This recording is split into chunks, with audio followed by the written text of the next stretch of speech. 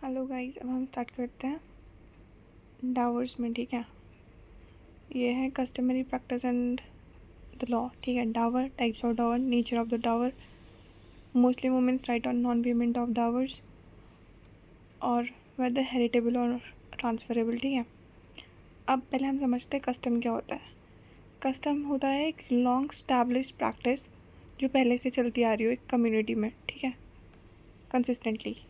अब मुस्लिम लॉ में हम देखते हैं position in Muslim law under classical Muslim jurisprudence. Primary source क्या होता है मुस्लिम लॉ का? कुरान। ठीक है, डायरेक्ट वर्ड्स ऑफ अल्लाह कहते हैं जिसे।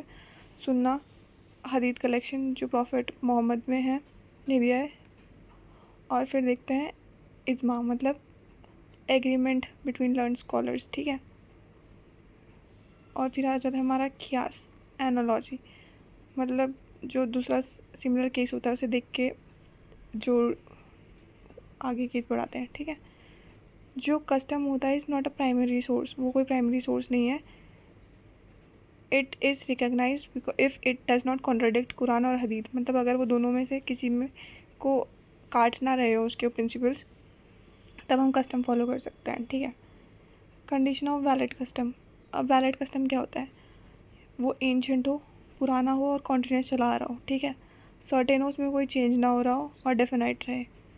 ठीक है, वो रीज़नेबल होना चाहिए और किसी पब्लिक पॉलिसी को अपोज नहीं कर रहा होना चाहिए और इस्लाम के किसी भी प्रिंसिपल को कॉन्ट्राडिक्ट ना कर रहा हो। ठीक है, in India courts have sometimes recognize custom if they are proved by evidence, मतलब किसी एविडेंस से प्रूव हो ये कस्टम है और किसी स्टैच्यूटरी मतलब लीगल लॉ के अगेंस्ट ना हो। ठीक है, however if custom conflicts with Muslim personal law principles it generally fails. ठीक है, मतलब मुस्लिम लॉ के प्रिंसिपल ज़्यादा मायने रखते हैं मोर देन कस्टम्स।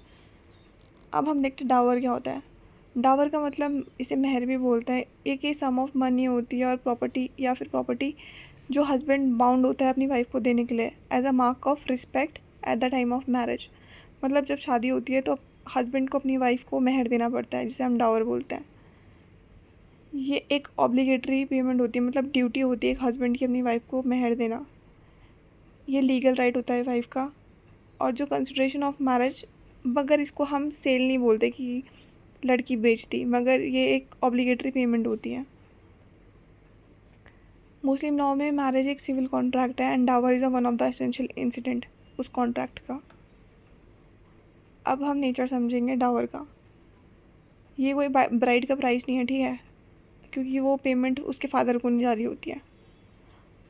ये एक बीवी का हक होता है, राइट ऑफ वाइफ अलोन। ठीक है, और डेट अगेंस्ट द हस्बैंड, मतलब जो पति होता है उसके सर पे कर्ज होता है ये अपनी बीवी के लिए। ठीक है, payable if even if it is not mention in the marriage contract, अगर मेहर लिखा भी नहीं है तभी भी, वैसे तो लिखा होता है मगर तभी अगर नहीं भी लिखा है तो उसे पे देना ही पड़ेगा पति को, अपनी वाइफ को वो मेहर। और अगर उसने नहीं दिया तो कोर्ट के थ्रू भी उसे ले सकती है, enforceable through court. If not paid during life time it becomes a debt on husband estate. अगर उस हस्बैंड ने अपनी लाइफ टाइम में उसको वो ना दिया हो मेहर, तो अगर उसका हस्बैंड मर जाए तो वो उसकी इस्टेट मतलब प्रॉपर्टी से ले सकती है। अब हम देखेंगे टाइप्स ऑफ डावर। ठीक है, on the basis of fixation.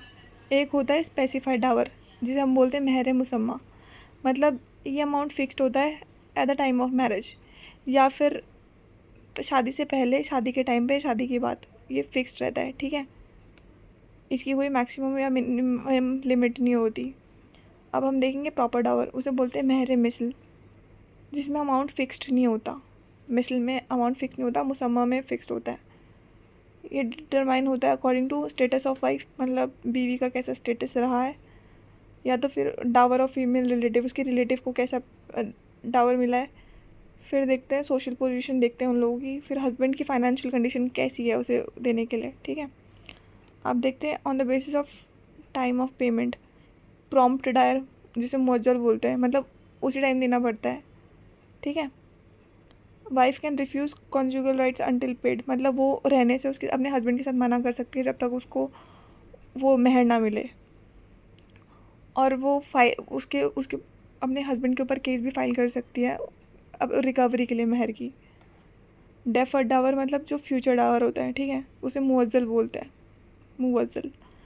Payable at dissolution of marriage मतलब जब शादी ख़त्म हो जाए या तो डेथ की वजह से हस्बैंड की या डिवोर्स की वजह से, एट अ स्पेसिफाइड टाइम पर, ठीक है, डेथ या डिवोर्स में। अब मुस्लिम वुमेंस के पास क्या राइट होता है अगर उन्हें वो नॉन पेमेंट हो, डावर मतलब मिला ना हो, ठीक है, वो राइट टू रिफ्यूज़ कोहेबिटेशन, वो मना कर सकती है रहने के लिए अपने पति के साथ। She can refuse to live with husband until prompt dower is paid मतलब जो कहा गया है वो जब तक उसे वो डावर ना मिले वो उसके साथ रहने से मना कर सकती है। राइट टू फाइल सूट, वो कोर्ट में उसके खिलाफ सूट फाइल कर सकती है, सिविल सूट, ठीक है, for the recovery of Dawar.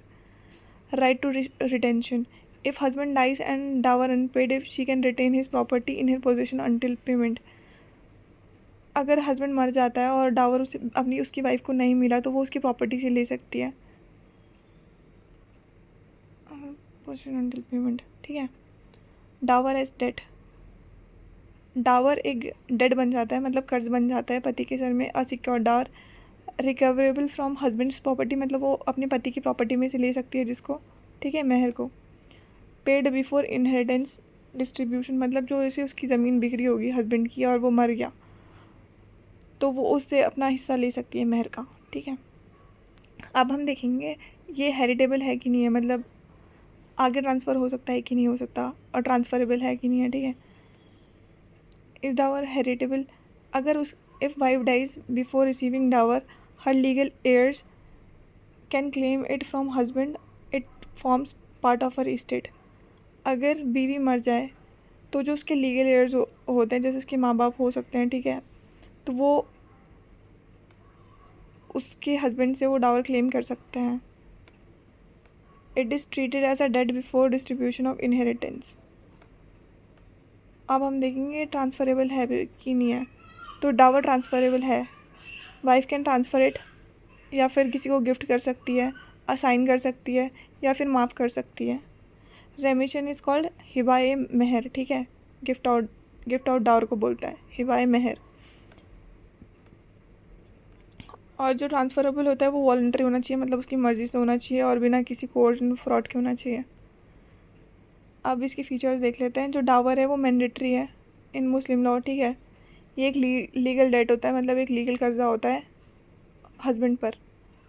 और जो वाइफ है वो रिफ्यूज़ कर सकती है अपने पति के साथ रहना जब तक वो पेमेंट नहीं कर देता उस महर की। और ये हेरिटेबल होता है मतलब वो दे सकती है, अब मतलब उसके मरने के बाद उसके घर वाले क्लेम कर सकते हैं। और ट्रांसफरेबल भी है मतलब किसी को गिफ्ट कर सकती है, साइन कर सकती है। It protects economic security two of Muslim women's मतलब जो मुस्लिम वुमेंस होती हैं उनको ये प्रोटेक्ट करता है, ठीक है।